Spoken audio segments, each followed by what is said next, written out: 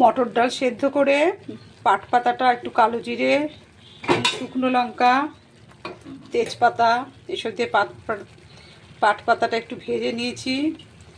ভেজে নুন হলুদ দিয়ে এই যে মটর ডালটা ঢেলে দিয়েছি। তার মধ্যে একটু মিষ্টি, নুন হলুদ যেমন দিতে হয়, হালকা চিনি। এত অপূর্ব টেস্ট। আস্তে আস্তে এটা কালার আসবে। মোটে এটা ফোড়নে দিলাম। এত টেস্টি না খেতে। টাটকা পাতা পাতা দিয়ে এটা করলে, বড়া ঠড়া তো তৈলাক্ত জিনিস খাওয়া আজকাল সেরকম ঠিক না, কিন্তু এই পাট পাতাটা যেমন গরমে শরীর ঠান্ডা রাখে, শুক্তোও খাওয়া যায়, কিন্তু এটা আমি একটু ঝাল করলাম, যার জন্য মটর ডালটা সেদ্ধ করে নিয়েছি।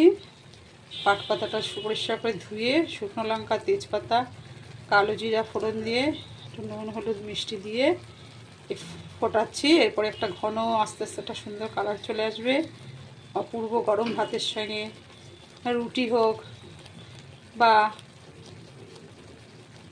তোমার পছন্দ মতো যদি লুচি দিয়ে খাও সেটাও হয়।